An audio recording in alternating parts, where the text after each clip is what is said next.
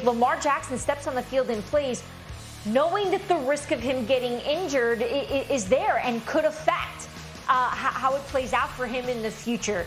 You know, both sides, they're invested in one another. They want to make this work. We know Baltimore has tailored their entire team to fit Lamar Jackson. They are Lamar Jackson, right? It's just, can they come to an agreement here? Otherwise, that fan base is going to be watching every game, I think, like this. No kidding. How much should he get paid and how much? I think he should be the highest paid quarterback in the NFL. And I'll say this, Lamar Jackson is one of one, a one-of-one type of player, generational talent. As he goes, that team goes. If Lamar Jackson's not on that team, I don't think they're, it's a playoff contender. So here are the top paid quarterbacks. He should make more than $230 million that Deshaun's making. I think so. He's a one-on-one generational talent, and I love what I see from the guy. He can throw the ball. He can run it better than some teams' running back. So you got to pay the guy. Wow. Harry, what do you think?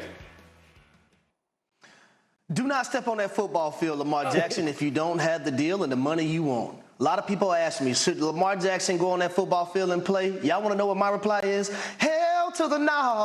Please don't do it. Please. Jeff, what do you think? Should he, I like it. He's got some pipes, too.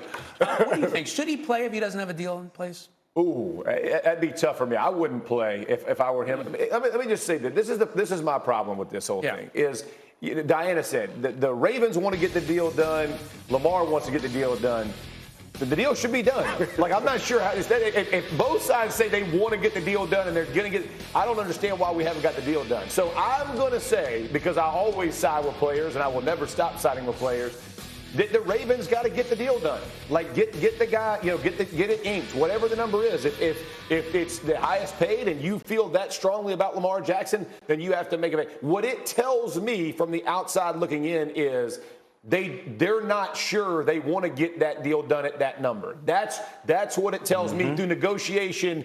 Sometimes the things that are left unsaid are spoken the loudest. That's it. And Diana, this is a very unique offseason because we saw Deshaun Watson, who didn't play at all last year, get $230 million guaranteed. Right. I wonder if this is impacting what Lamar Jackson is trying to do, because I can see the team arguing, hey, that was an aberration. You should be a little closer to Kyler Murray. Oh, don't wonder. Don't wonder at all, because it's facts. And this is why there's a lot of owners in the league that are very angry with the Cleveland Browns for giving that kind of contract to Deshaun Watson, because this has now changed the market. And Lamar Jackson is worth more than Kyler Murray. I don't think we're going to debate that right now. James, what's it like in the locker room when situations like this happen? You're on offense close to the season. How does it play out? It's definitely tough to see a veteran guy like that go down, a guy that's been in the locker room for quite some time. But I think the timing is right for the injury. Those young guys that they drafted and the rest of the guys can get those extra reps during training camp, get some game reps, and I think they'll be fine. I think they'll scheme up ways to get Dak outside the pocket, help those young guys, chips inside, chipping the defensive ends, and they'll find a way to get it done. I think the time is just perfect for this. Yeah, I love the point about the timing, and I think James makes an excellent point here. When you're talking about it, you hate to lose anybody anytime, but if you are, this is the appropriate time for the best benefit of the team, right? Because now you do have, you got a couple of weeks before the season even cranks up. You understand who's going to take the spot. They're getting reps with Dak, the cadence, what the expectations are. They will now start to implement real game plans, so they'll see how they're going to kind of feature that position. I think all of those things go in, as opposed to losing him in week 14 or whatever that looks like, trying to make a playoff push and losing a guy. If you're going to do it, it's awful anytime, but now is a much better time for the team. At least they have time to prepare for That's it. Right. They drafted Tyler Smith this year, thinking he was the long-term answer. He might have to step up a little bit sooner. We'll see how that plays out. Now, a reminder, First Take is at the Star in Frisco, Texas this morning, 10 a.m. You don't want to miss it. Molly, Stephen A., Michael Irvin. Special guests include Jerry Jones and Des Bryant. What a show that's going to be. All right, last week of the preseason begins tonight. Let's call it the final dress rehearsal, shall we? Harry, what do you have your eye on? For me, it's going to be Carolina Panthers and Baker Mayfield. When you think about the Browns and where he came from, that was like a bad hangover, right? But now he's with the Carolina Panthers. He gets to go to VitaFlow, get that IV, get that B12 shot, revitalize his career a little bit more. I want to see if he's going to be able to have control of the line of scrimmage, bring this new energy to the Carolina Panthers, and make sure that he's secure and have a job moving forward. Okay, James, what can't you wait to see? Trevor Lawrence and the Jacksonville Jaguars. I think everybody in that building was kind of excited to get Urban Meyer out of there. I don't think that was the perfect fit, but now you got Doug Peterson in there, offensive-minded head coach. I think it's going to be big for Trevor Lawrence. I know he had a disappointing rookie year, but I think he's going to go out there and show this year that he can be that quarterback that we saw at Clemson, making those throws and being electric out there. So I'm excited to watch that. That could make this a very, very good team. Jeff, how about you? I'm going Trey Lance here. Listen, when I think about a NFC team that could push for a Super Bowl that kind of everybody's overlooking at this point, I think it's Trey Lance and this 49er football team. If he can do what Shanahan and John Lynch expect him to do, this will be a very difficult team. He can do a multitude of things from the pocket. He can do it outside the pocket. He can beat you with his legs. I think that's what Shanahan has been looking for his whole career. He's finally got him. You think when he was in Washington with RG3 and Cousins, they led the league in rushing. Then you go Jimmy G. They don't have a lot of zone read. He can do it a bunch of different ways. With Trey Lance, you don't know what you're going to get. I'm excited to see what he does. So what do you need to see from Lance tonight in the preseason finale? Great question. Command of the offense, right? I need to see your presence. When you hit that, James and I talked about having Peyton Manning and Tom Brady in our huddles and what that looks like. I want to see him command this offense. When he walks in, I want to see him own it. This is my team. This is my huddle. Here's how we're going to do it. They're going to take some shots. You're going to see this defense take some shots down the field, but make sure it's in rhythm. You want to see them convert some first downs, hopefully score, but efficiency is key in the preseason. Get in, get out, be efficient, but I want to see command of the offense from Trey Lance. Harry, what do you think? What do you need to see from Lance? I'll say for me, I think one of the struggles that Trey Lance had last year is understanding, yes, he had a strong arm, but when to utilize that strong arm. If you have little 4 or 5 shallow routes coming across the field, you don't need to throw that football 100 miles per hour, right? Understand KYP, know your personnel. If it's a running back, if it's a tight end, if it's a receiver, know how you need to put, I'll say, muscle on that football or less than of, so it can get to them and they can actually catch it and not drop it. All right, James?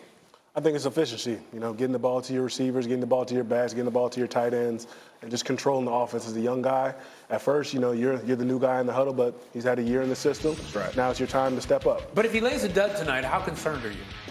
I'm a little concerned because, for younger guys, I think it's very important in the preseason to kind of get your reps and kind of get it going, and that kind of sets you up for success in the regular season. So I think it's very important for him to, ride that wave and have a smooth transition into the regular season. Okay, concerned but not alarmed, not making a change, nothing like that. No. Okay, so Diana, we're 2 weeks away from the season beginning.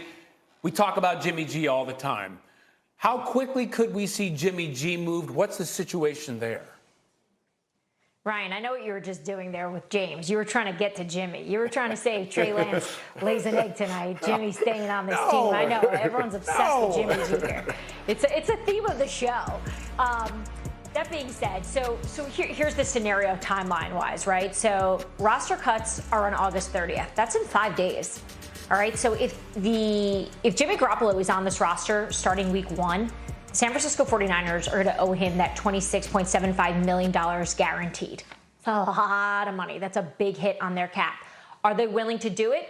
Kyle Shanahan says they're going to make that decision and discuss this on August 30th to figure out what they want to do. The reality is, they have said this over and over. This is Trey Lance's team. They are moving on from Jimmy. They have turned the page. As much as he's a great insurance policy, and he is, the 49ers want to move on. They want to move forward here. And obviously, he costs a lot of money. So is there a world where Jimmy G gets cut? We said no for months. But yes, there is some truth. That could be on the table if they don't get a trade opportunity here between now and August 30th. Yeah, let me just say this from what Diana's saying.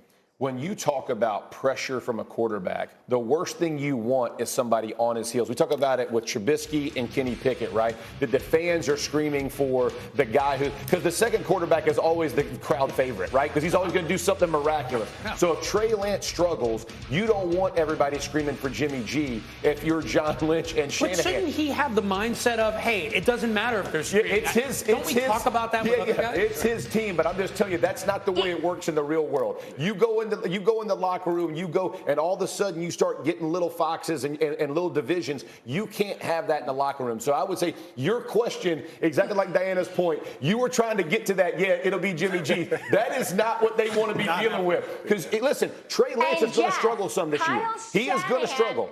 Kyle Shanahan has dealt with having two quarterbacks Absolutely. who can play, right? You brought up Robert and Kirk Cousins. I was there for those years. And, you know, Robert's our colleague now, and I know he would share this. It was not easy having a quarterback like Kirk Cousins sitting on your shoulder. Yes, competition breeds success, and the great one should be able to deal with that, blah, blah, blah. But the reality is quarterbacks want the team to be theirs. They want to be able to focus on what they need.